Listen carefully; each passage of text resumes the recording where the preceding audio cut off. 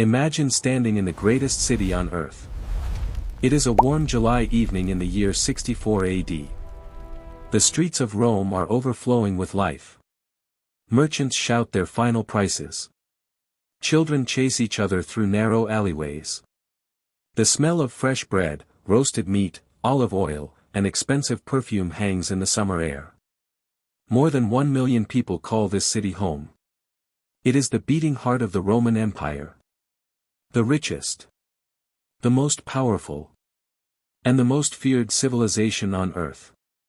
No enemy has managed to destroy it. No kingdom dares challenge it.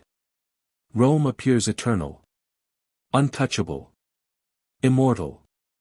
But tonight, everything is about to change. Somewhere near the Circus Maximus, a tiny flame appears. No one notices. Not at first. Everything is about to change. Somewhere near the Circus Maximus, a tiny flame appears. No one notices. Not at first. A spark catches a wooden stall. The wind grows stronger.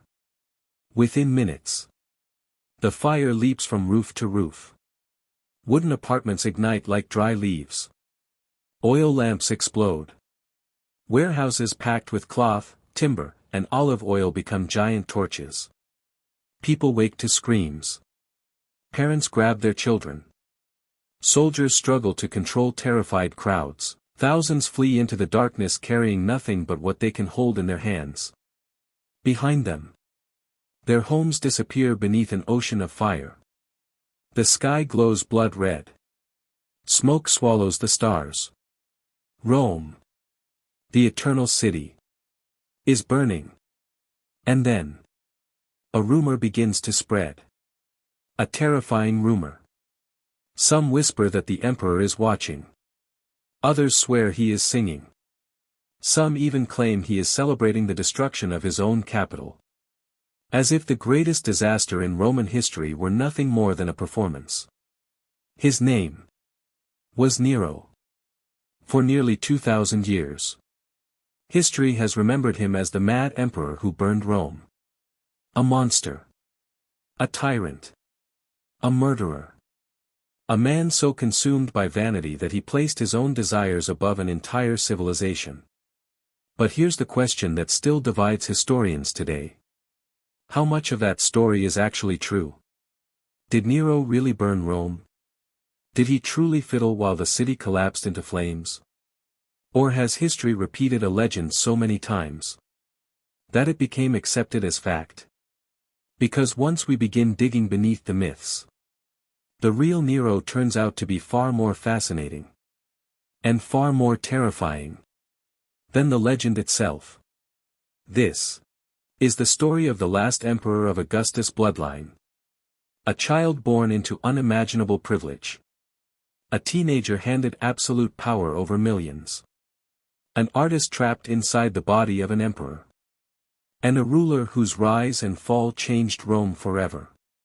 This is the true story of Nero. A child born into power. Long before he became emperor. Before the fires. Before the murders. Before history transformed him into a symbol of tyranny. He was simply a little boy. His name was not Nero. He entered the world as Lucius Domitius Ahenobarbus.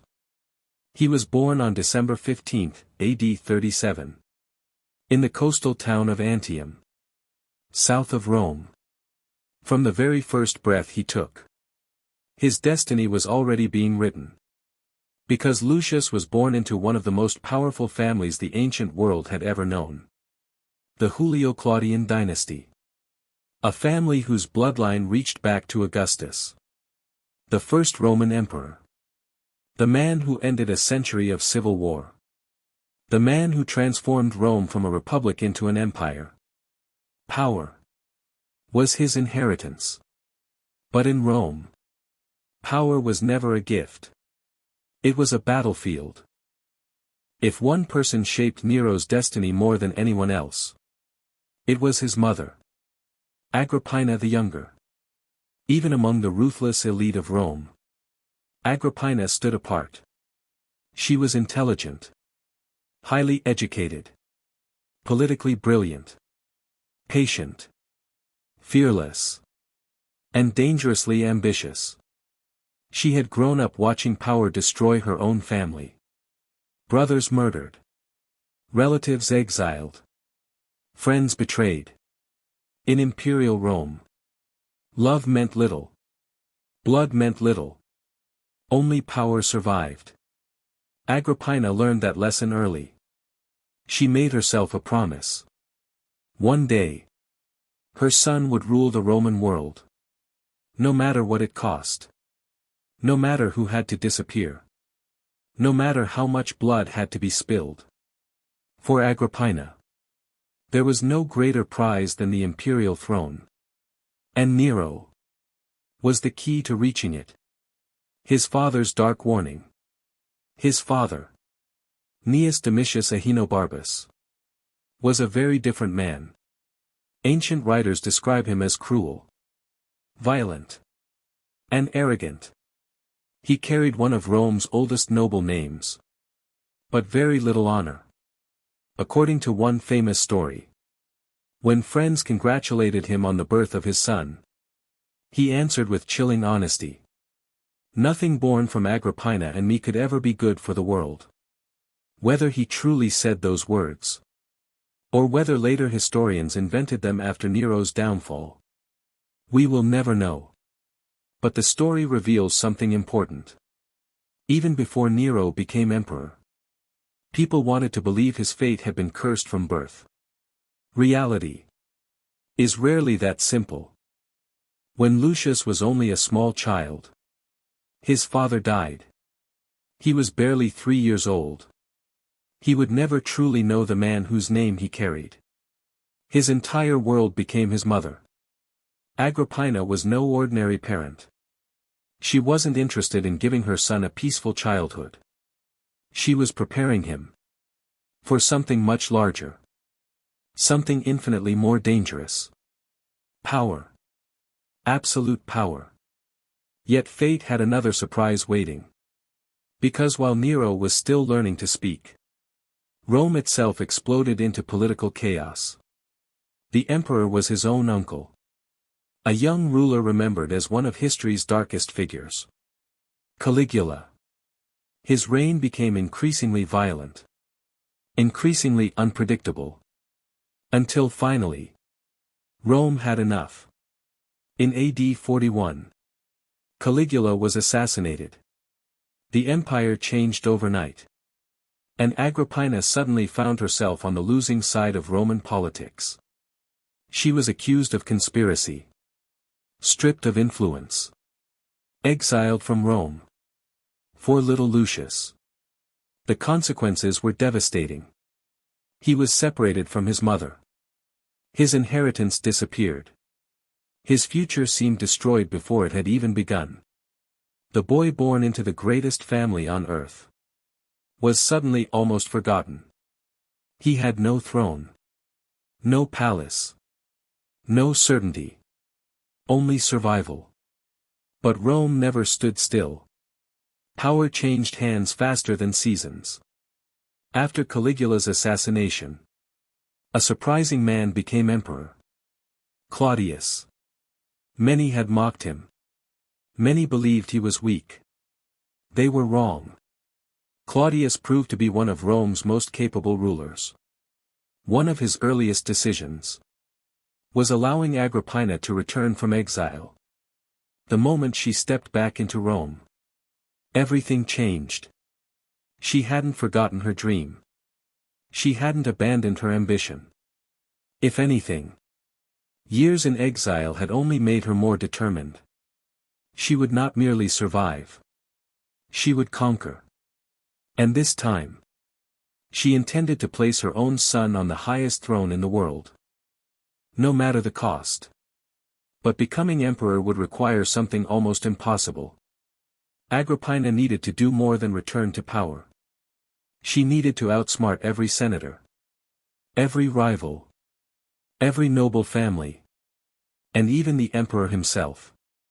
Her next move would shock the Roman world and set in motion one of history's most astonishing political conspiracies. In Part 2, we'll see how one woman manipulated the Roman Empire itself, married an emperor, eliminated her rivals, and transformed a forgotten boy into the future ruler of Rome. In Rome, armies could win wars. Gold could buy loyalty. But neither was as powerful as influence. And no one understood that better than Agrippina. She had returned from exile with nothing but her family name. Yet within a few years, she would become the most powerful woman in the Roman Empire. She didn't command legions. She didn't hold public office. She couldn't legally rule. So she mastered something even more dangerous. Politics. Every friendship. Every marriage. Every favor. Every conversation became another move in a carefully planned game. She wasn't simply trying to survive. She was building a throne. Not for herself, but for her son. There was only one obstacle standing between young Lucius and the imperial crown. The emperor himself. Claudius. By Roman law, Claudius was not just the ruler of the empire. He was also Agrippina's uncle. Marriage between them was considered deeply inappropriate, even by Roman standards. But Agrippina wasn't interested in tradition. She was interested in victory. Slowly, she gathered supporters inside the Senate. Powerful nobles began arguing that such a marriage would strengthen the imperial family. Laws were quietly adjusted. Old customs suddenly became flexible. And then, the impossible happened. In AD 49, Agrippina married Emperor Claudius. Overnight, she became Empress of Rome. The woman who had once lived in exile, now stood beside the most powerful man on earth. But becoming empress wasn't her final goal. It was only the beginning. Claudius already had a son. His name was Britannicus. By blood, he was the obvious heir. Everyone expected him to become the next emperor. Except Agrippina. She had spent her entire life preparing another future. She wanted Lucius on that throne. And somehow, she convinced Claudius to make an extraordinary decision. In AD 50, Claudius officially adopted Lucius. From that day forward, the young boy received a new name. Nero Claudius Caesar Drusus Germanicus. It wasn't just a new identity. It was a declaration. Nero was no longer merely a noble child. He had become part of the imperial family itself. Legally, he now stood beside Britannicus. Politically, he was already pulling ahead. Because Nero was older, more mature, better connected. And most importantly, his mother controlled nearly every move around the emperor. The game was changing. Agrippina wasn't finished. Power in Rome depended on perception. People needed to believe Nero was destined to rule. So she arranged another masterstroke. Claudius' daughter, Octavia, was promised to Nero in marriage. Think about what that meant. Nero was now the emperor's adopted son, and his future son-in-law. Every path to the throne seemed to point toward him. Britannicus still existed. But every year, he looked less like Rome's future, and more like an obstacle. Agrippina understood something many rulers ignored. A future emperor needed more than noble blood. He needed education. She searched across the empire for the finest teacher alive. She found him in exile. His name was Seneca. Few men in Rome were more respected. A brilliant philosopher. An extraordinary writer. One of history's greatest Stoic thinkers. Claudius allowed Seneca to return. And he became Nero's personal tutor. Under Seneca, the young prince studied history, law, philosophy, public speaking, Greek literature, and the responsibilities of leadership. Every lesson carried the same message. A ruler must control his emotions. Power without wisdom becomes tyranny. Justice matters more than fear. Mercy creates stronger kingdoms than cruelty. Ironically, the boy history would remember as one of Rome's greatest tyrants was being educated by one of history's greatest moral philosophers. No teacher could have tried harder.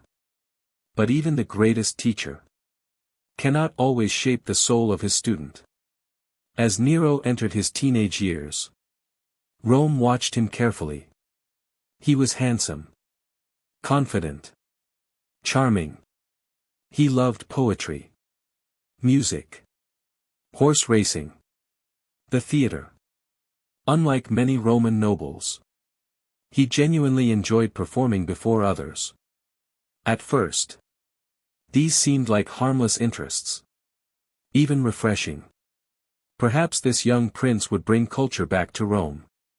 Perhaps he would become another Augustus, a ruler of peace, learning, and prosperity. Few could imagine how those same passions would one day help destroy his reputation. Meanwhile, Claudius was aging. Years of governing the empire had taken their toll. His health weakened. His judgment became increasingly uncertain. Around him, court politics grew darker. Supporters of Britannicus feared Agrippina's growing influence. Supporters of Nero feared Claudius might suddenly change his mind. Every banquet, every meeting, every private conversation became filled with suspicion. One question haunted everyone. Who would wear the imperial crown? After Claudius died, nobody knew the answer. But Agrippina intended to make sure. There would be only one possible choice. Meanwhile, Claudius was aging. Years of governing the empire had taken their toll. His health weakened. His judgment became increasingly uncertain. Around him, court politics grew darker. Supporters of Britannicus feared Agrippina's growing influence. Supporters of Nero feared Claudius might suddenly change his mind. Every banquet, every meeting, every private conversation became filled with suspicion. One question haunted everyone. Who would wear the imperial crown? After Claudius died, nobody knew the answer. But Agrippina intended to make sure. There would be only one possible choice. The mystery of Claudius' death. Then, in October, AD 54, everything changed. Claudius died suddenly. Ancient historians tell a dramatic story. They claim Agrippina served him poisoned mushrooms, his favorite meal. According to some accounts, when the poison failed to act quickly enough, a physician finished the job. It's a story repeated for nearly 2,000 years. But historians today remain cautious. The evidence is uncertain. Claudius was already elderly. He had suffered illnesses before. Natural causes remain entirely possible. The truth may never be known. But one fact is undeniable. The moment Claudius died, Agrippina moved with astonishing speed.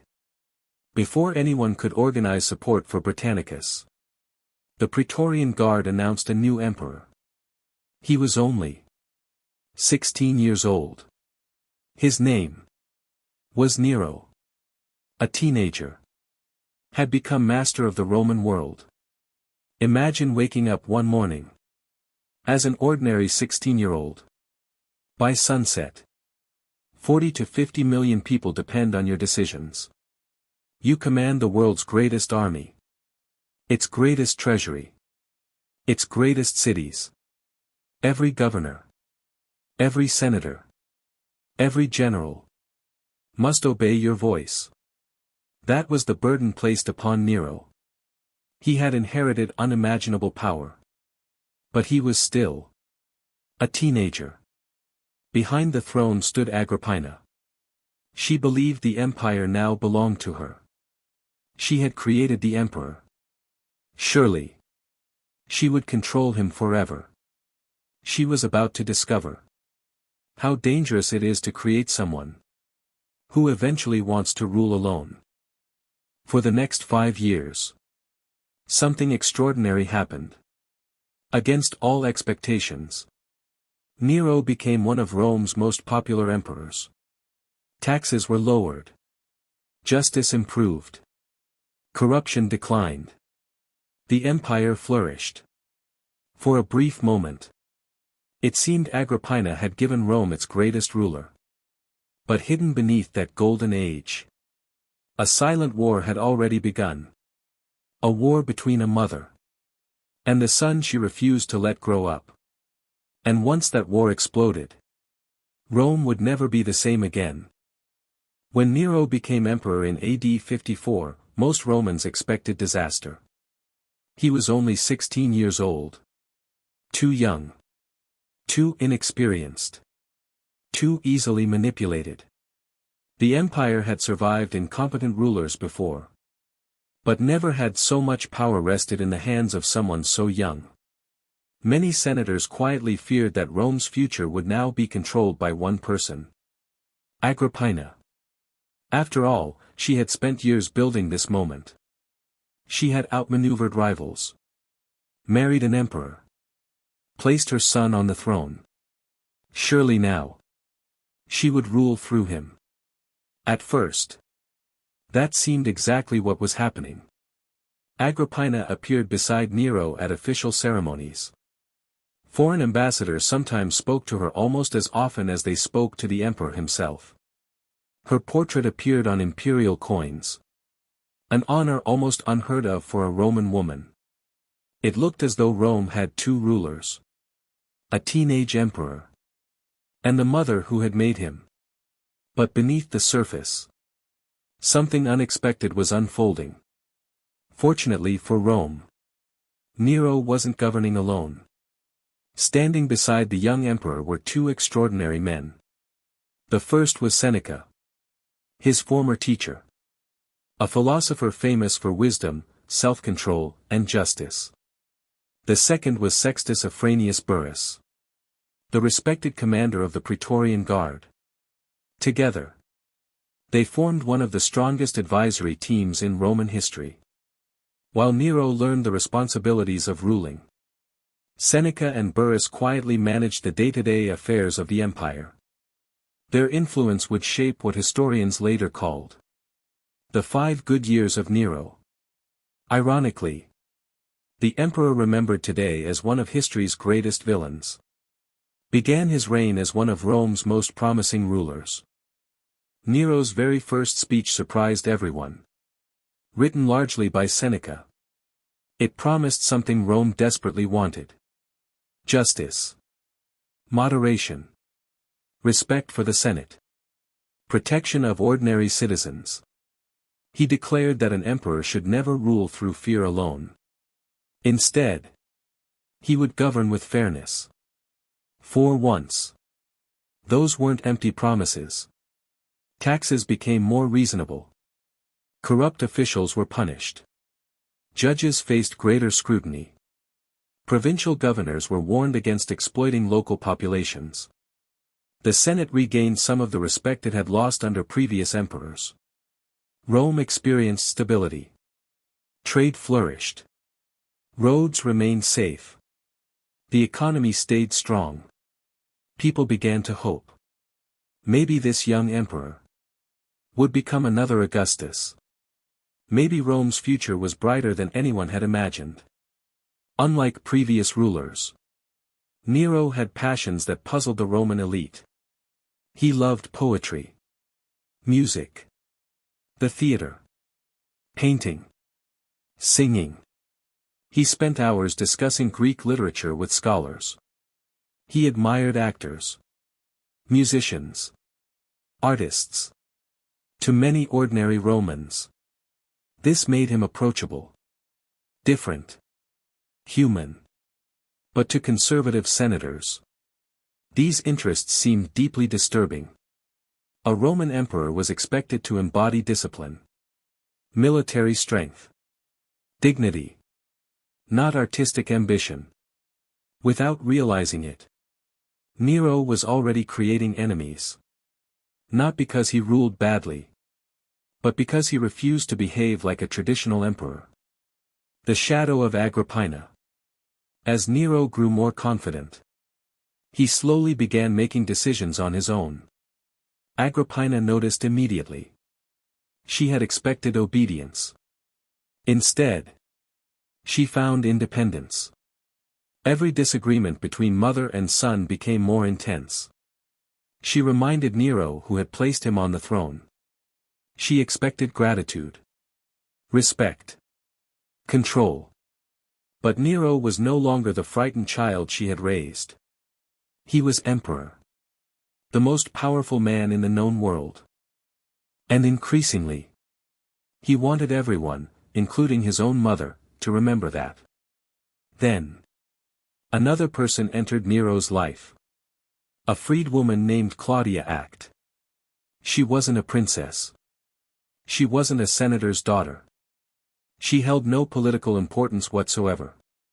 She simply captured Nero's heart. The young emperor genuinely cared for her. Agrippina hated the relationship immediately. Not because Act threatened Rome, but because she threatened her influence.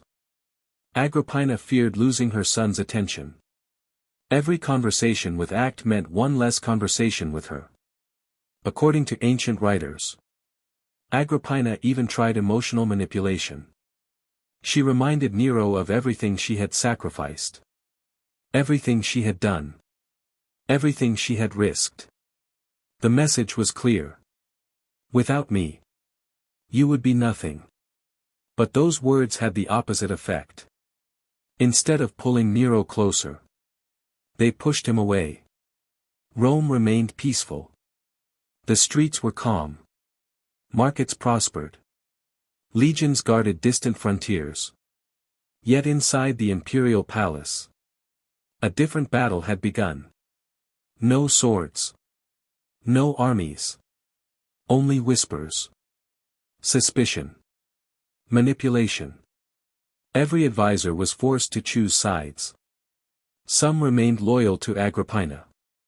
Others quietly supported Nero's independence. Seneca and Burrus increasingly stood with the emperor. Not because they disliked Agrippina, but because they feared what might happen if one woman gained unlimited control over the empire. Agrippina realized she was losing. For the first time in years, events were no longer unfolding according to her plan. She needed a way to remind Nero that his throne existed because of her. She made a catastrophic mistake. Instead of negotiating, she threatened him. There was still another possible heir. A young prince quietly living inside the palace. Britannicus.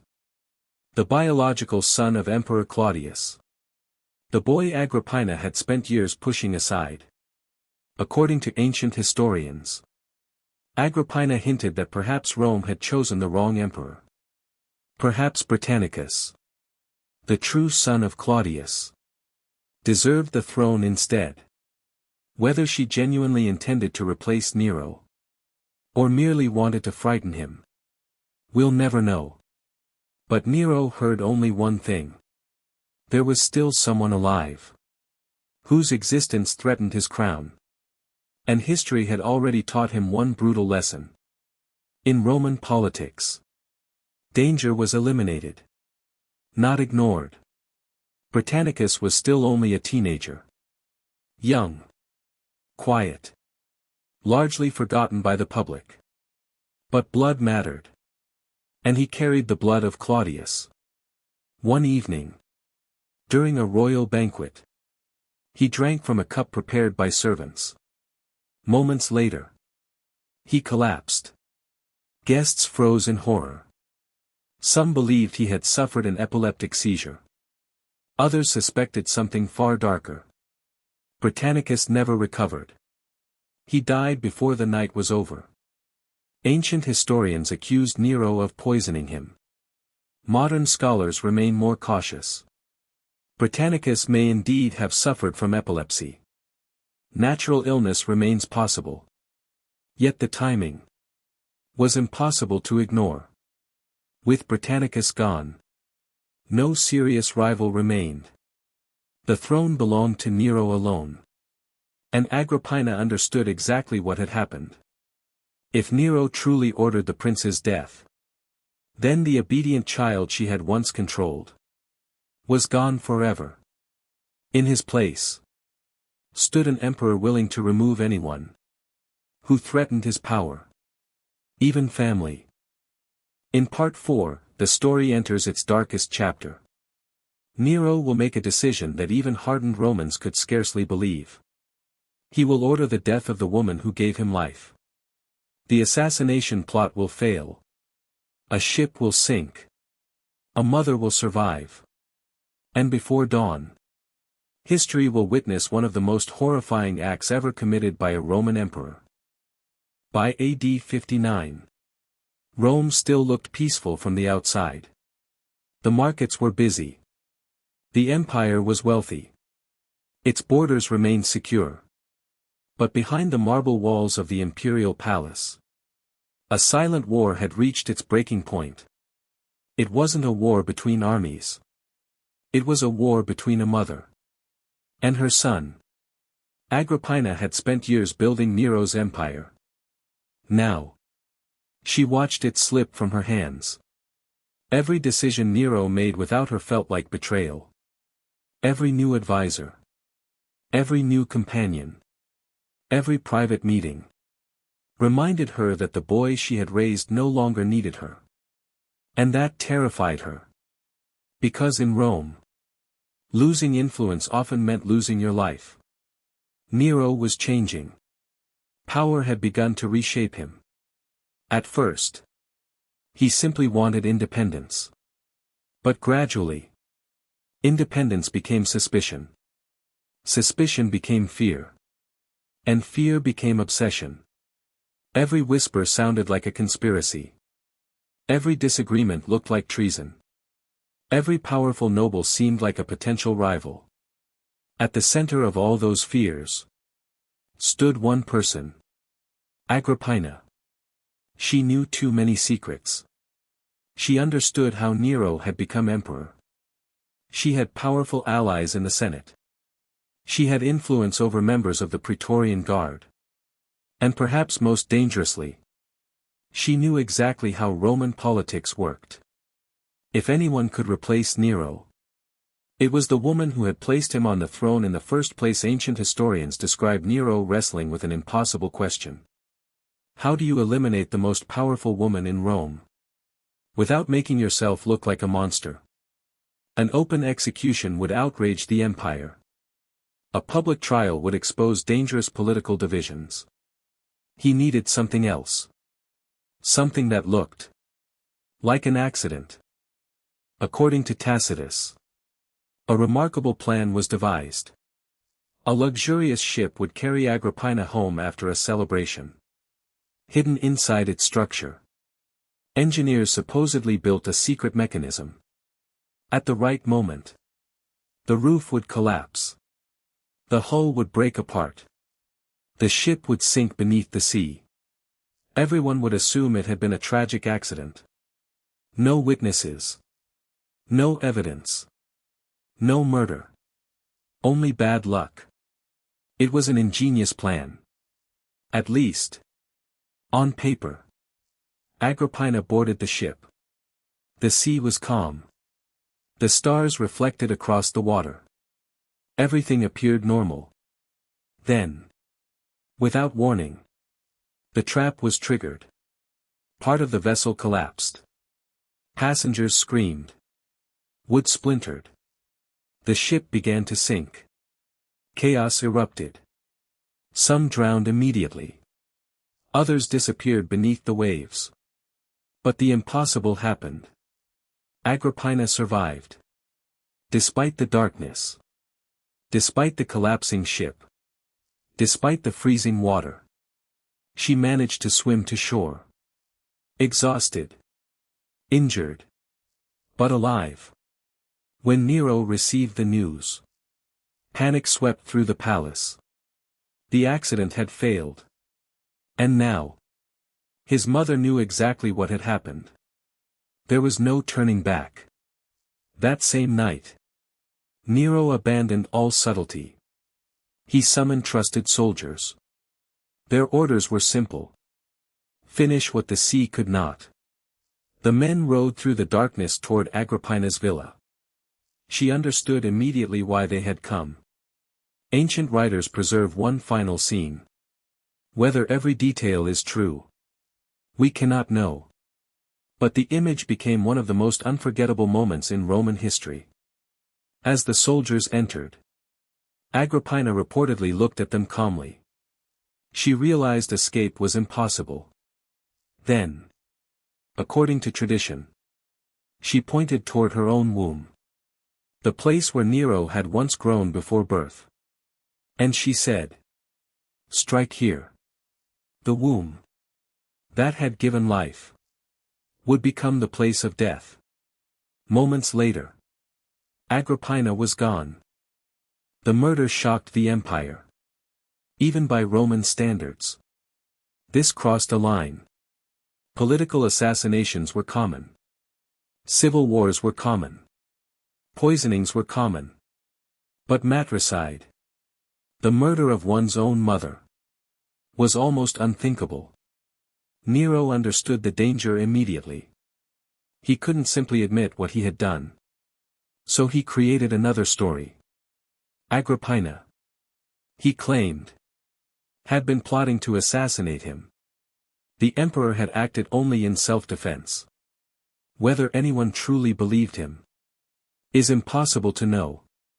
But few dared challenge the emperor openly. The Roman Senate faced a choice. Condemn the emperor. Or protect themselves. They chose survival. Instead of protesting, many senators officially congratulated Nero. Public thanksgiving ceremonies were organized. Sacrifices were offered to the gods. Not for Agrippina, but for Nero's deliverance. It was one of the darkest moments in Roman political history. Fear had become stronger than justice. Truth had become weaker than power. Rome's leaders had just celebrated the murder of an emperor's mother. Not because they believed it was right, but because they feared the consequences of saying otherwise. Ancient sources claim Nero never truly escaped that night. Some wrote that he suffered nightmares. Others claimed he heard his mother's voice in the darkness. Some believed he consulted magicians and priests, hoping to silence guilty memories. Were these stories exaggerated? Possibly. Roman historians love dramatic endings. Yet psychologically, they make sense.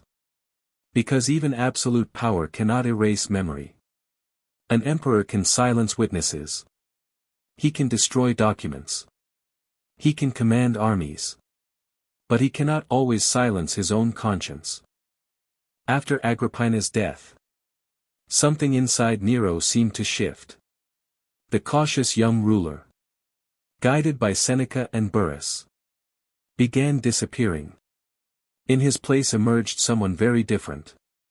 Someone increasingly convinced that no law stood above his own desires. Someone who believed an emperor's will was reason enough. The restraint that had defined the first years of his reign slowly faded. The man Rome once praised was becoming the ruler history would never forget. But his darkest days were still ahead. In Part 5, Nero embraces the role he always wanted, not as Rome's greatest emperor, but as Rome's greatest artist. He divorces Octavia, falls deeply in love with Poppaea, humiliates the Roman elite, and begins chasing fame instead of greatness. Then, in the summer of 64 AD, A single spark will ignite the greatest catastrophe in Roman history. The great fire of Rome is coming. After Agrippina's death, something changed forever. The young emperor who had once listened to wise counsel began listening only to himself. The careful balance that Seneca and Burrus had created started to collapse. For the first time, Nero was truly free. Free from his mother's control. Free from political restraint. Free to become the man he had always wanted to be. The problem was, the man Nero wanted to become wasn't Rome's greatest emperor. It was Rome's greatest performer. Not long after his mother's death, another woman rose to the center of Nero's world. Her name was Poppaea Sabina. Ancient writers described her as breathtakingly beautiful, elegant, intelligent, ambitious. She understood power. And she understood Nero. Unlike others at court, she didn't treat him as a ruler. She treated him as a man whose ego needed constant admiration. She praised his singing, his poetry, his artistic talent. She encouraged the dreams that others quietly mocked. For Nero, that admiration was irresistible. Soon, he wanted Poppaea by his side. There was only one problem. He already had a wife. Nero's wife, Octavia, was the daughter of Emperor Claudius. She had done nothing wrong. She wasn't accused of rebellion. She wasn't unpopular. In fact, the Roman people genuinely admired her. She represented stability. She represented the old imperial family. But Nero no longer wanted stability. He wanted Poppaea. So Octavia became an obstacle. She was divorced. Soon afterward, false accusations were brought against her. She was accused of adultery. A charge many historians believe was completely fabricated. The punishment was swift. Octavia was exiled to a remote island. Not long afterward, she was executed. She was only in her early 20s. When news reached Rome, the public erupted in grief. Flowers appeared in her memory. People openly mourned her. Some even carried statues of Octavia through the streets. For the first time, Nero faced widespread public anger. But he ignored it. He married Poppaea anyway. Another member of his own family had disappeared. Then came the obsession that would define the rest of Nero's reign. He wanted to perform. Not privately. Not among friends. Before the entire empire. To modern audiences. That might sound harmless. But in ancient Rome, it was almost unimaginable. Actors ranked near the bottom of Roman society. Professional musicians were respected for their skill. But not their status.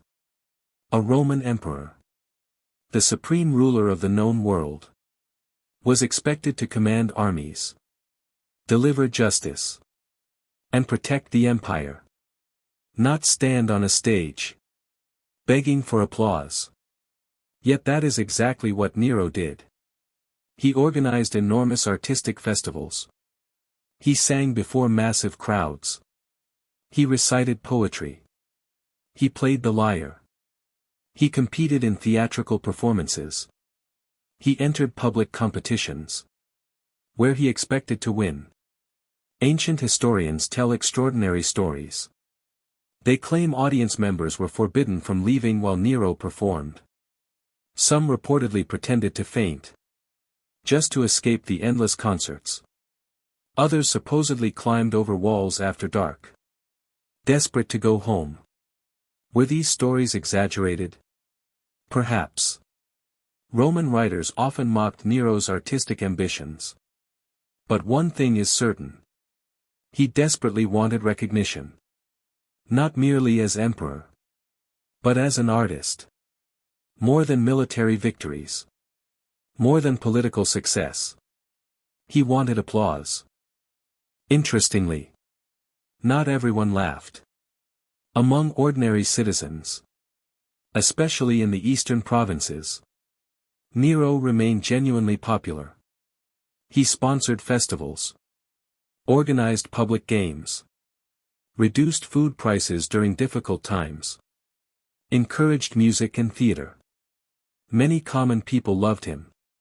The Senate did not. To Rome's aristocracy, Nero's performances were humiliating. They believed he was degrading the dignity of the empire. Every appearance on stage widened the gap between the emperor and the ruling elite. Neither side realized how dangerous that growing divide would become. Meanwhile, the men who had guided Nero from the beginning were disappearing.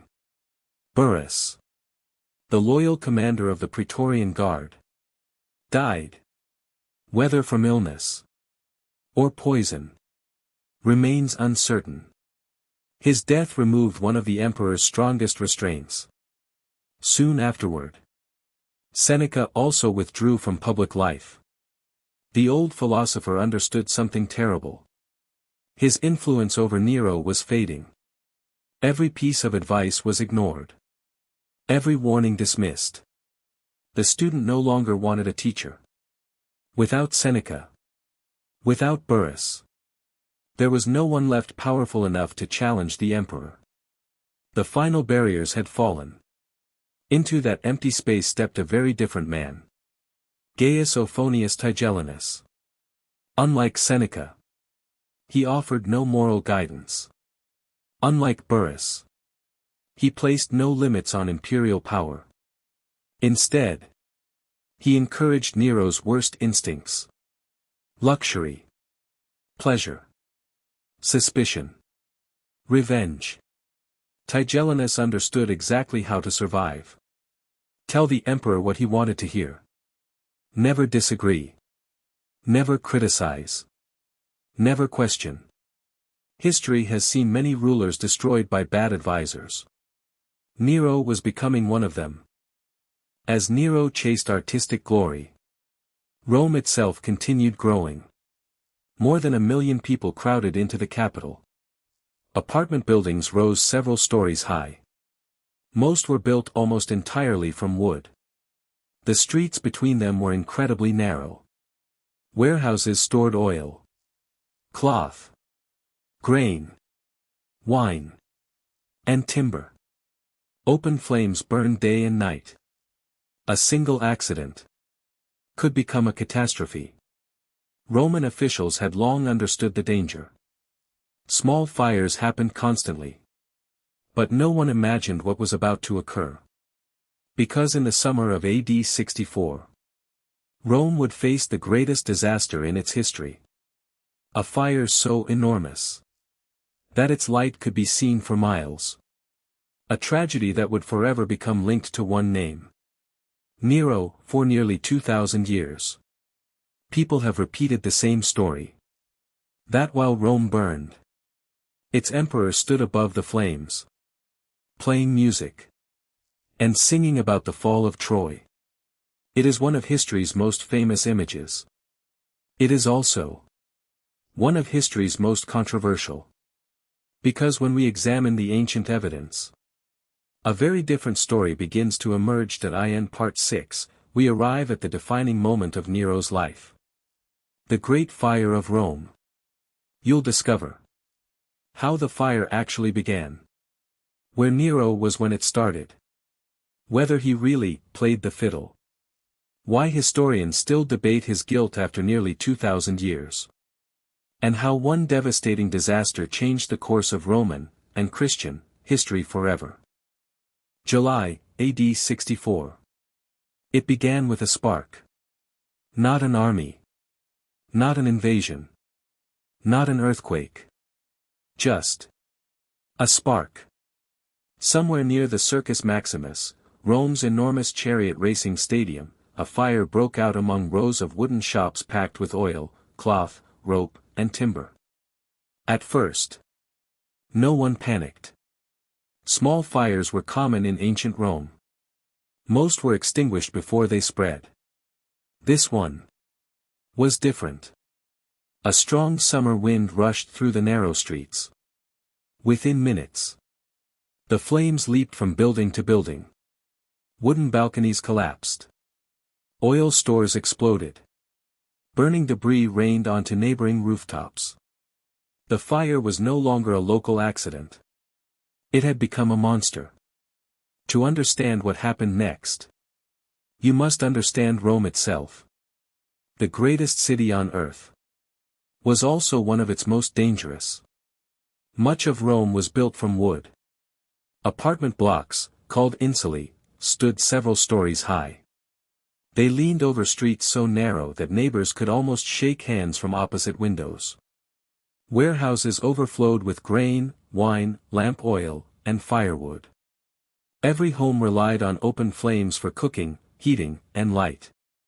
There were no modern fire departments. No water hydrants. No emergency communication. Once a major fire gained momentum, stopping it became almost impossible.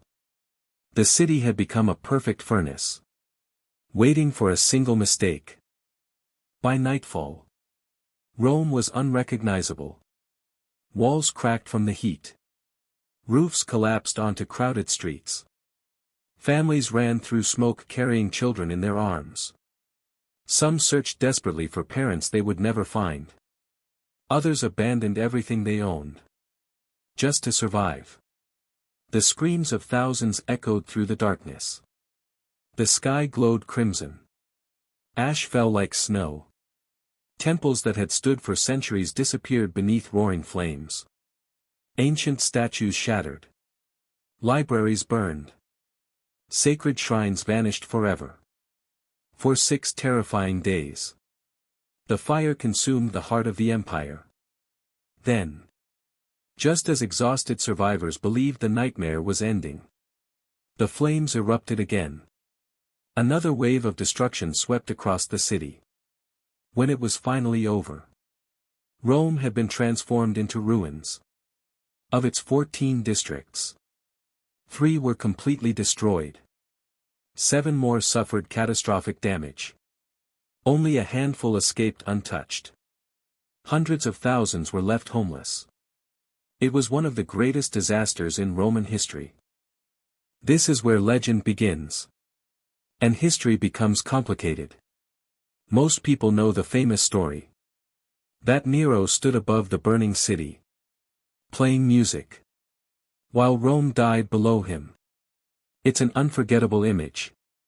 But is it true? According to Tacitus, the most respected ancient historian writing about the event, no. When the fire began, Nero wasn't even in Rome. He was staying in Antium, his birthplace, more than 30 miles away. The moment he learned of the catastrophe, he returned immediately to the capital. That single detail changes everything. If Tacitus is correct, Nero could not have started the fire in person. Nor could he have watched its opening moments from the city. So where did the legend come from? Ancient sources, even those hostile to Nero, admit that once he returned, he acted quickly. His private gardens were opened to refugees. Public buildings became emergency shelters. Temporary camps were established. Food supplies were rushed into the city. The price of grain was lowered, making bread affordable for desperate survivors. These were not the actions of a ruler celebrating disaster. They were the actions of someone attempting to manage it. Does that prove Nero was innocent? Not necessarily. But it reminds us that history is rarely black and white. Yet while the smoke still drifted above the ruins, whispers spread through Rome. Some claimed they had seen men deliberately feeding the flames. Others insisted soldiers prevented citizens from extinguishing fires. Some swore they heard voices shouting that they were acting under imperial orders. Were these eyewitness accounts? Or simply fear and confusion during a catastrophe? No one knew. Rumors travel faster than truth, especially after disaster. And one rumor proved impossible to stop. People began asking a dangerous question. What if the emperor wanted Rome to burn? Then came the story that would define Nero forever. According to later writers, the emperor watched the burning city while singing about the destruction of ancient Troy. Some versions claimed he accompanied himself with a lyre. Others later replaced the instrument with a fiddle. Even though the fiddle wouldn't exist for another 1,000 years. It is one of history's most famous scenes. Yet even Tacitus, who deeply disliked Nero, never confidently claimed it happened. He reported only that such rumors circulated. Not that they were true. Modern historians remain deeply skeptical. There is simply no solid evidence that Nero performed music while Rome burned. The image survived because it perfectly symbolized the kind of ruler later generations believed him to be. Sometimes a powerful story outlives the facts. If Nero did not start the fire, why did so many Romans suspect him? The answer lies in what happened next. Once the ruins cooled, vast stretches of valuable land stood empty. Instead of rebuilding modestly, Nero launched one of the most ambitious construction projects in Roman history. The Domus Aurea. The Golden House. It wasn't merely a palace. It was an entire imperial world. Artificial lakes. Private forests. Marble halls covered in gold. Walls decorated with precious gems. Dining rooms with rotating ceilings. Gardens unlike anything Rome had ever seen. And at its entrance, a colossal bronze statue of Nero himself. Over 100 feet tall. To ordinary Romans, the message looked terrible. Their homes had burned. The emperor built himself paradise. Whether he caused the fire or not, he certainly benefited from it. And that fueled suspicion like dry wood feeding fresh flames. Nearly 2,000 years later, historians still argue. Some believe Nero deliberately ordered the fire to remake Rome according to his vision. Others believe the disaster was exactly what ancient cities feared most. A tragic accident made unstoppable by wind, wood, and overcrowding. The evidence remains incomplete. Perhaps it always will. But Nero faced a problem. The people blamed him. Whether guilty or innocent. His reputation was collapsing. He needed someone else to carry the blame.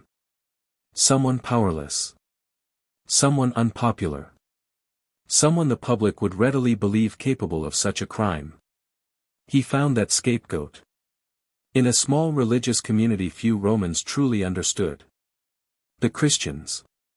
And what happened next would change the history of the Western world forever.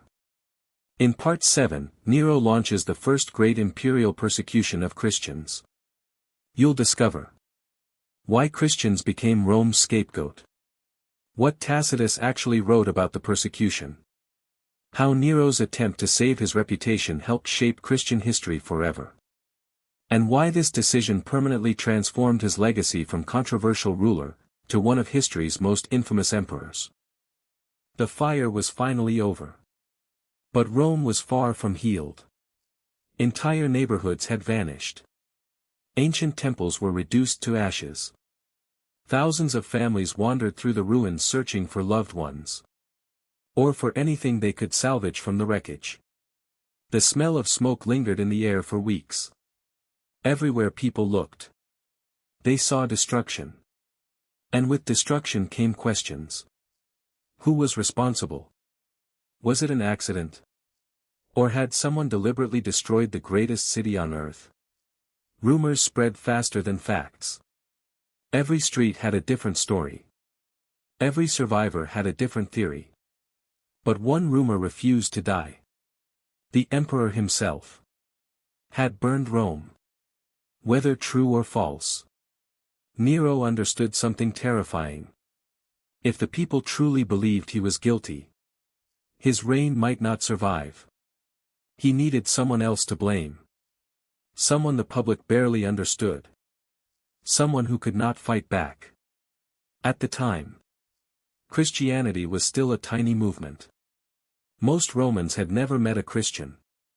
They didn't understand their beliefs. They refused to worship the Roman gods. They wouldn't honor the emperor as divine. They met in private. Called each other brother and sister. Spoke about a coming kingdom. To many Romans, they seemed secretive. Strange. Even suspicious. Fear thrives where knowledge is absent. And Nero saw an opportunity. According to the historian Tacitus, Nero accused the Christians of starting the Great Fire. There was no convincing evidence. No public trial that proved their guilt. No investigation that uncovered a conspiracy. What mattered was something far simpler. The people wanted someone to blame. The emperor gave them one. Arrests began across Rome. At first, only a few believers were taken. But under interrogation, more names emerged. Soon, hundreds had been rounded up. Families disappeared overnight. Friends betrayed friends. Fear spread through the Christian community. Not because they had burned Rome, but because they had become politically useful. What followed became one of the darkest episodes of Nero's reign. Ancient writers describe brutal punishments inflicted upon the accused. Many were publicly executed. Others were forced into spectacles meant to entertain the crowds. Tacitus, who was not sympathetic to Christianity, still admitted something remarkable. He wrote that the punishments became so excessive, so cruel, that many Romans began feeling pity for the victims. Not because they suddenly accepted Christianity, but because it became obvious. These people were suffering to protect one man's reputation. That observation is extraordinary. Even one of Nero's own critics acknowledged that the persecution had crossed a moral line. Christian tradition later connected this period with two of the faith's greatest figures. Saint Peter, one of Jesus' closest disciples, and Saint Paul, the missionary who carried Christianity across the Roman world. While historians continue debating the exact details, many believe both died in Rome during Nero's persecution. If true, their deaths changed history forever. The emperor who hoped to erase a small religious movement instead helped create its most powerful symbols. The blood of the martyrs became part of Christianity's foundation. Ironically, the persecution that was meant to destroy the faith helped strengthen it. While the trials continued, Nero focused on rebuilding his capital. But this time, he wanted a different city. Wider streets. Greater distance between buildings. Better building materials. Fire-resistant construction wherever possible. In fairness, many of these reforms were genuinely practical. Future fires would be less likely to spread so quickly. Some historians argue that Nero's reconstruction plans were among the most ambitious urban projects of the ancient world. Yet there was one decision that overshadowed every improvement. At the center of the rebuilt city, Nero constructed his dream. The Domus Aurea. The Golden House. This wasn't simply a palace. It was a statement. Visitors entered through enormous gardens. Artificial lakes reflected marble pavilions. Dining halls sparkled with gold leaf. Rare statues filled endless corridors. Exotic animals wandered through private parks. One room reportedly rotated throughout the day, imitating the movement of the heavens. Nothing like it had ever existed in Rome. To Nero, it was the ultimate work of art. To many Romans, it looked like something else entirely. A palace built upon the ashes of ordinary people. As the years passed, Nero drifted further away from government. He spent more time composing poetry than discussing military campaigns. More time rehearsing songs than meeting senators. He competed in artistic festivals. He demanded applause. He surrounded himself with admirers who praised everything he created. Anyone who criticized his performances risked becoming an enemy of the emperor. Slowly, the line between confidence and delusion began to disappear. Nero no longer wanted to be remembered as Rome's greatest ruler. He wanted immortality as Rome's greatest artist. History had other plans. Far beyond Rome, warning signs were appearing. Taxes continued rising. The treasury struggled beneath massive construction costs. Provincial governors complained. Military commanders grew increasingly uneasy. The Senate had lost almost all trust in the emperor. His popularity among ordinary citizens remained surprisingly strong. But empires are rarely held together by popularity alone. They depend upon loyalty. Especially the loyalty of the army. And that loyalty was beginning to fade. Nero didn't see the danger. He believed applause was proof of greatness. He mistook admiration for security. He had forgotten one simple truth. An emperor may rule with the people's love. For a while. But he cannot rule without the support of those who carry swords. AD 65. A secret conspiracy was already forming inside Rome.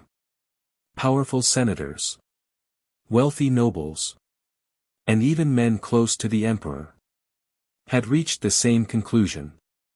Nero had to die. Among those soon caught in the storm was the man who had once taught him wisdom. His own mentor. The philosopher. Seneca. And Nero was about to prove that no friendship, no loyalty, and no shared history could stand in the way of his growing paranoia. In Part 8, the empire turns against its emperor. You'll witness the Pisonian Conspiracy to assassinate Nero. The tragic death of Seneca. The execution of Rome's greatest minds. The collapse of trust between Nero and the Roman elite. And the beginning of the final downfall of the Julio-Claudian dynasty. By AD 65, Nero still sat upon the throne of the Roman Empire. He still wore the imperial purple. Crowds still applauded when he appeared in public. But beneath that image of power, his empire was beginning to crack. The Senate no longer trusted him. Many noble families feared him. Military officers whispered behind closed doors. Even people within the imperial palace wondered how long his reign could last. For the first time, the greatest threat to Nero was no longer outside Rome. It was inside it. Across the city, a dangerous alliance was quietly taking shape. Senators, generals, poets, wealthy aristocrats, even members of the Praetorian Guard. Many had different reasons for opposing Nero. Some hated his cruelty. Others despised his obsession with performing on stage. Many simply feared they would be his next victim. Despite their differences, they agreed on one thing. Rome could no longer survive under Nero. Their chosen replacement was a respected nobleman named Gaius Calpurnius Piso. Unlike Nero, Piso was admired by much of Rome's elite. The plan was simple. Assassinate the emperor. Declare Piso the new ruler. Restore stability to the empire. It sounded almost perfect. But Rome had always been a city where secrets rarely stayed hidden. Before the conspirators could act, someone talked. Whether out of fear, greed, or loyalty to Nero, the plot was exposed. Names flooded into the palace. One arrest led to another. Prisoners were interrogated. Some broke under pressure. Others revealed friends to save themselves. Within days, the conspiracy had collapsed. Nero now faced a choice.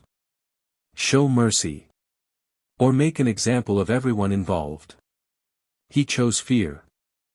Executions swept across the capital. Some conspirators were publicly condemned. Others received a grim alternative. They were ordered to take their own lives. Among Rome's aristocracy, forced suicide was considered a more honorable death than public execution. Many accepted their fate. Some faced death with courage.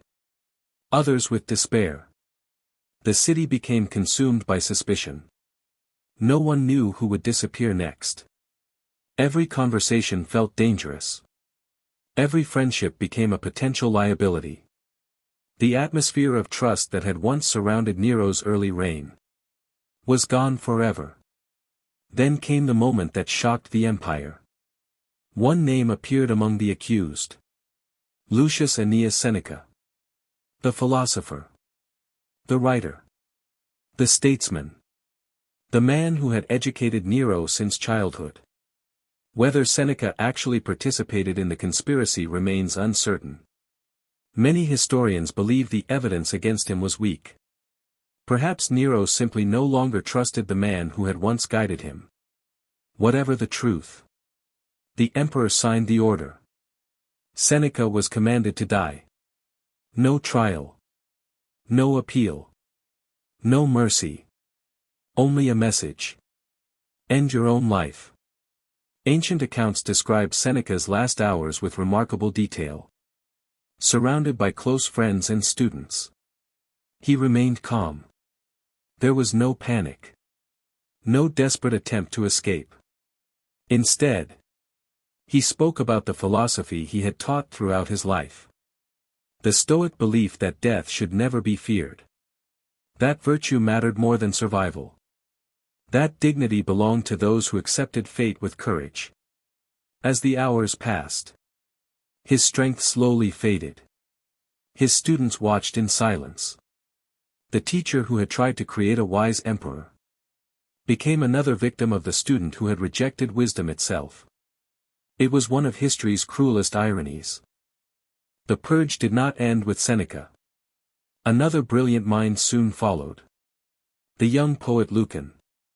One of Rome's greatest literary talents. His crime was suspected involvement in the conspiracy. Like many others, he was ordered to end his own life. Within weeks, some of Rome's brightest intellectuals had vanished. The empire lost philosophers, poets, statesmen, military leaders. Nero had eliminated his enemies. But he had also destroyed many of the people capable of strengthening Rome. After the conspiracy, the imperial palace changed. No one spoke freely anymore.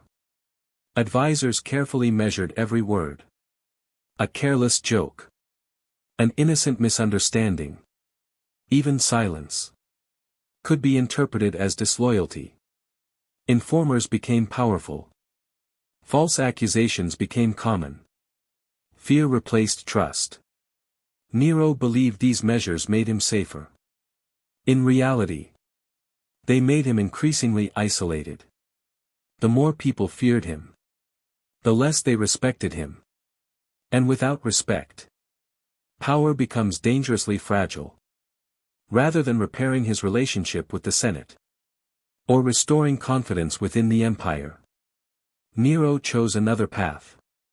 He escaped into the only world where he still felt admired. The world of performance. Music. Poetry. The theater. There, the applause never stopped. Or at least, no one dared let it stop. He convinced himself that artistic greatness would earn him immortality. While the empire quietly drifted toward crisis, its emperor dreamed of standing on stages instead of battlefields. History was preparing to remind him that emperors are judged by more than applause. Far from the capital, danger was growing. Provincial governors had grown weary of heavy taxation. Military commanders questioned Nero's priorities. Legions stationed along the empire's frontiers no longer felt connected to the emperor singing in theaters.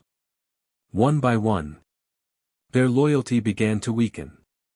And in Rome, almost no one noticed. The greatest threat to Nero would not come from assassins hiding in the Senate.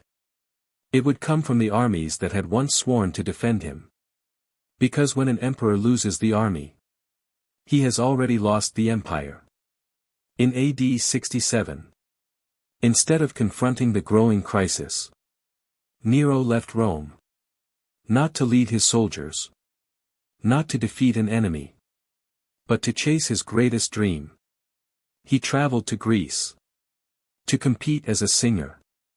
A musician. And an actor. While he searched for applause, his empire quietly began falling apart. And when he finally returned, Rome would never accept him again. In Part 9, you'll witness the beginning of Nero's final downfall. His legendary journey through Greece.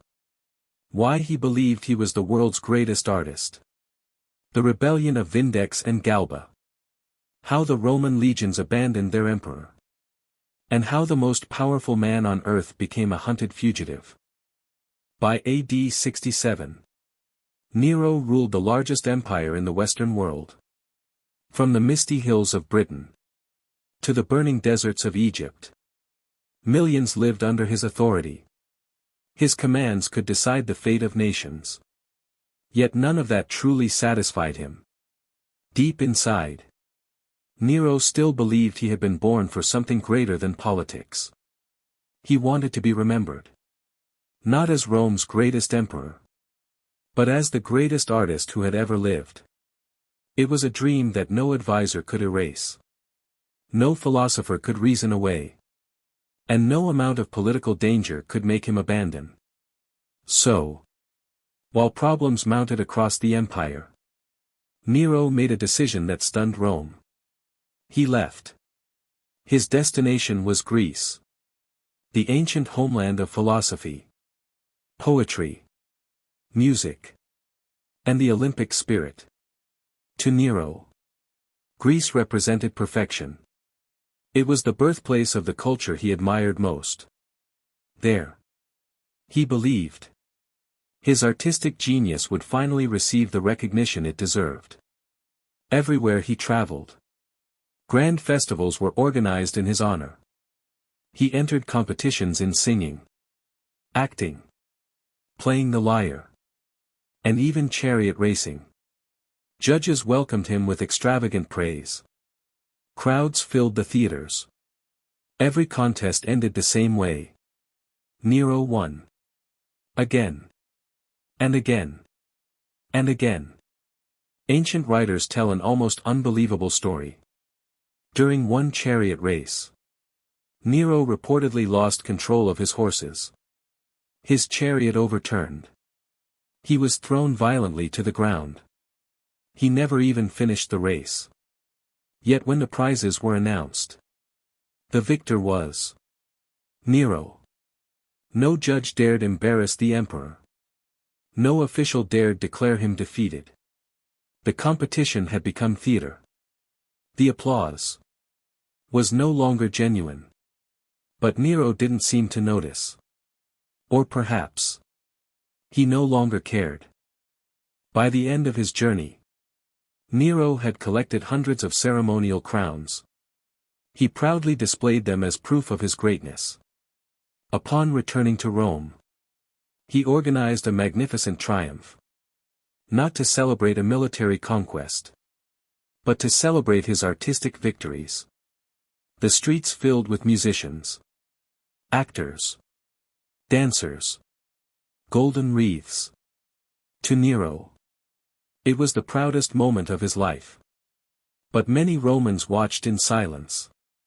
Their emperor had conquered no enemies, expanded no borders, won no battles. Yet he celebrated himself, as though he had saved the empire. For the aristocracy, it was humiliating. For the army, it was unforgivable. While Nero performed before cheering audiences, The real empire faced growing problems. The imperial treasury was nearly exhausted. Years of extravagant building projects, lavish festivals, and endless public entertainment had drained enormous sums of money. To replace those losses, new taxes spread across the provinces. Property was confiscated. Local elites grew resentful. Governors struggled to maintain order. And perhaps most dangerously, Rome's military commanders began questioning the emperor's judgment. An empire could survive an unpopular ruler. It could survive economic hardship. But it could never survive without the loyalty of its legions. The breaking point arrived in Gaul. A respected governor named Gaius Julius Vindex openly rebelled against Nero. His message spread rapidly. The emperor, he argued, had become unworthy of Rome.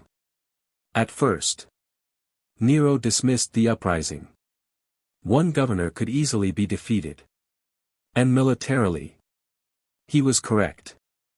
Vindex's forces were eventually crushed. The rebellion failed. But something far more dangerous had happened. Someone had dared challenge the emperor. And survived long enough to inspire others. The idea of rebellion was now alive. By the end of his journey, Nero had collected hundreds of ceremonial crowns. He proudly displayed them as proof of his greatness. Upon returning to Rome, he organized a magnificent triumph. Not to celebrate a military conquest, but to celebrate his artistic victories. The streets filled with musicians, actors, dancers, golden wreaths.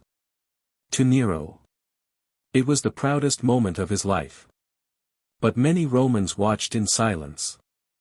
Their emperor had conquered no enemies, expanded no borders, won no battles.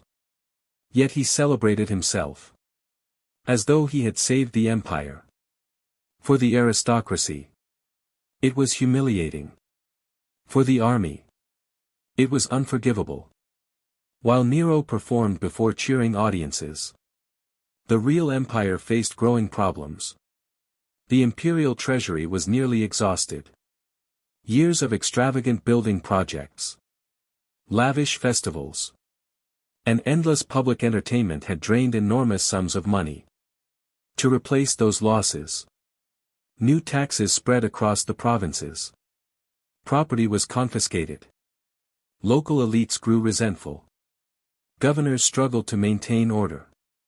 And perhaps most dangerously, Rome's military commanders began questioning the emperor's judgment.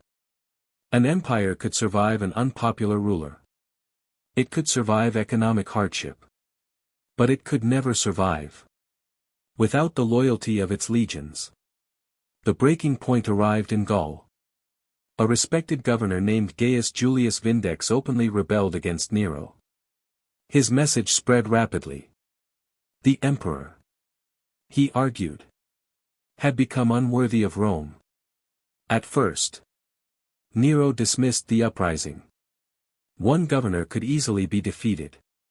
And militarily, he was correct. Vindex's forces were eventually crushed. The rebellion failed. But something far more dangerous had happened. Someone had dared challenge the emperor. And survived long enough to inspire others. The idea of rebellion was now alive. In the province of Hispania, another governor watched events carefully. His name was Servius Sulpicius Galba. Unlike Vindex, Galba possessed decades of military experience. He came from one of Rome's oldest noble families. His soldiers respected him. His reputation was beyond question. When Galba declared that he no longer recognized Nero's authority, the political earthquake truly began. This time, it wasn't just another provincial revolt. It was a direct challenge for the imperial throne. Nero expected absolute loyalty. Instead, he watched it disappear. Governors hesitated. Senators secretly shifted their support. Even members of the Praetorian Guard, the elite soldiers responsible for protecting the emperor, began questioning whether Nero still had a future. The man who once ruled without opposition was becoming increasingly isolated.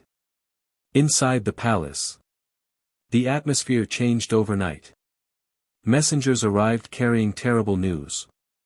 Province after province declared support for Galba. Nero still had authority.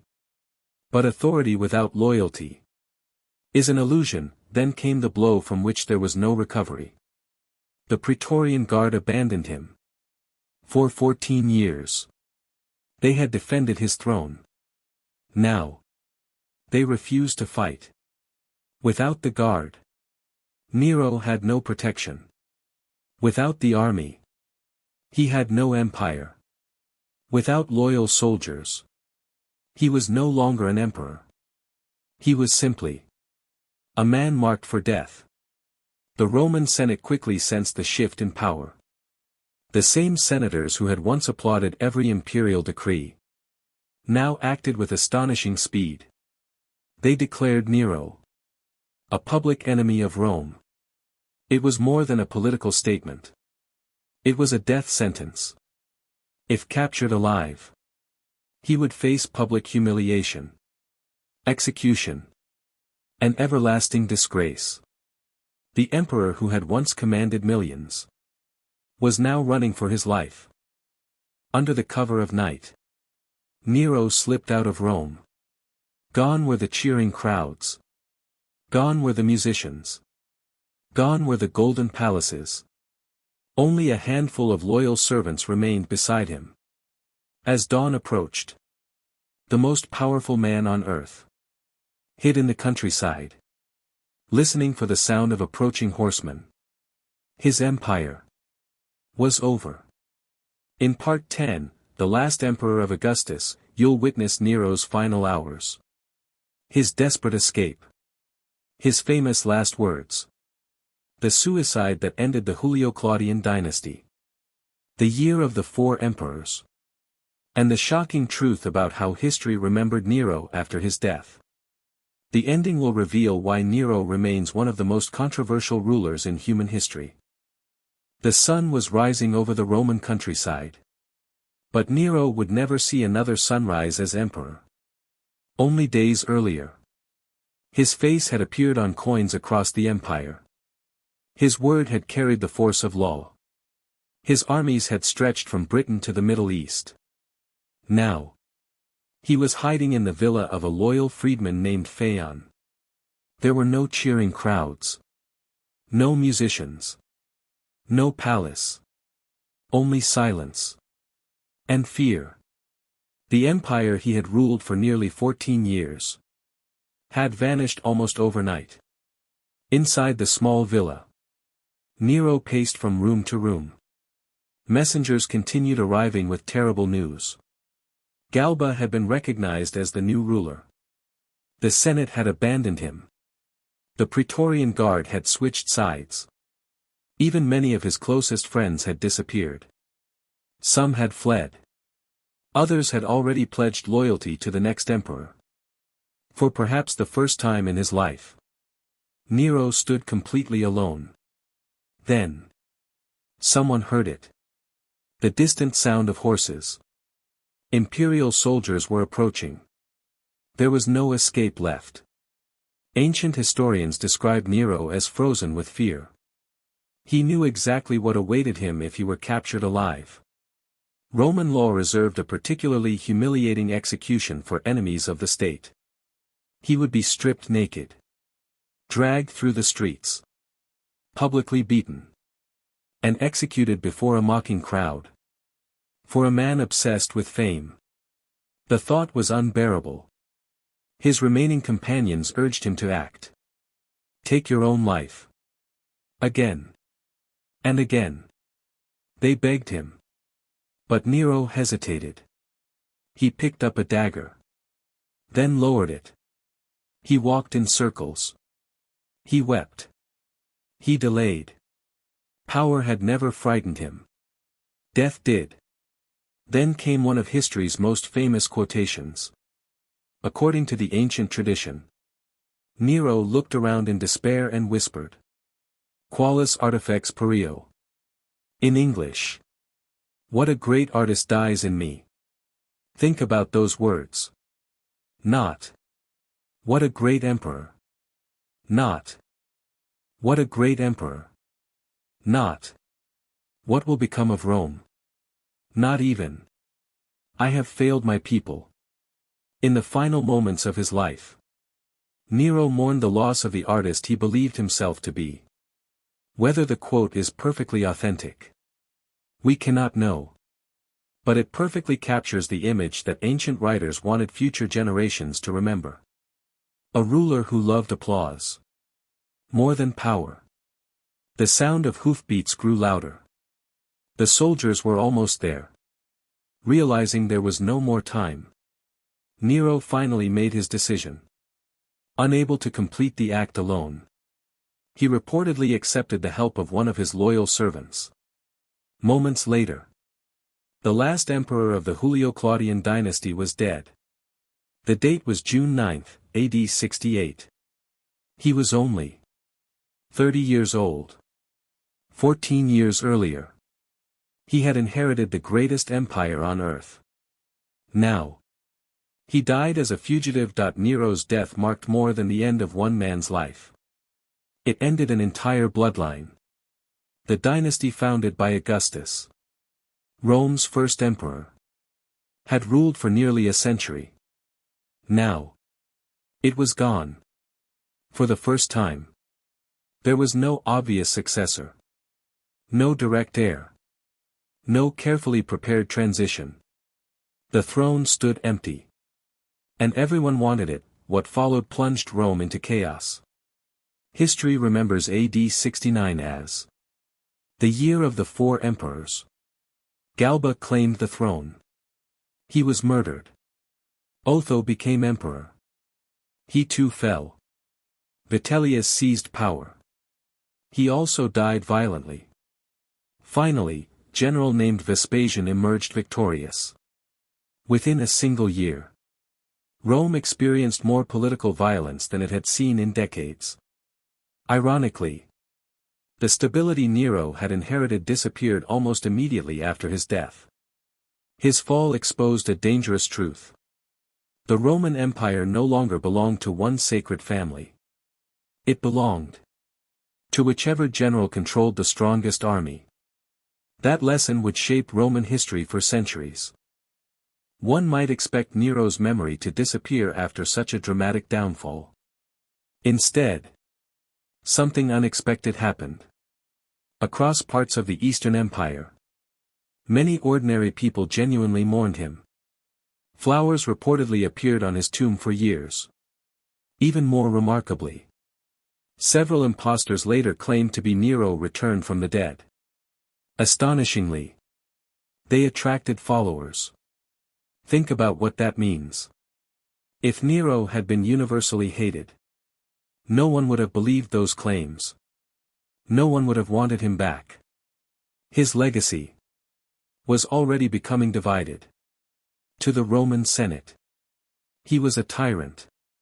To many Christians, he became the great persecutor.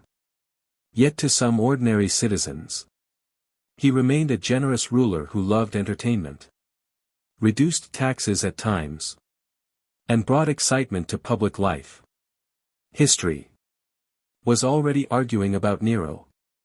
An argument that continues to this very day. So who was Nero? Was he the mad emperor who burned Rome? The murderer of his own mother? The persecutor of Christians? The vain performer obsessed with applause? Or was he also something else? A child shaped by trauma. A teenager handed absolute power before adulthood. A ruler trapped beneath impossible expectations. A man whose greatest weakness wasn't cruelty alone, but believing that no one could ever tell him no. Perhaps he was all of those things. History rarely offers simple heroes or simple villains. It offers human beings. And few lives reveal the dangers of absolute power more clearly than Nero's. Rome survived Nero. Empires often survive bad rulers. But his reign left behind an enduring warning. Power without accountability becomes dangerous. Praise without criticism becomes poison. And a leader who begins believing his own myth may eventually lose sight of reality itself. Nero dreamed of being remembered as the greatest artist in history. Instead, he became one of history's greatest cautionary tales. For nearly 2,000 years, his name has remained synonymous with tyranny, excess, and the corrupting force of unlimited power. Whether every story told about him is true or not, his life reminds us of one timeless truth.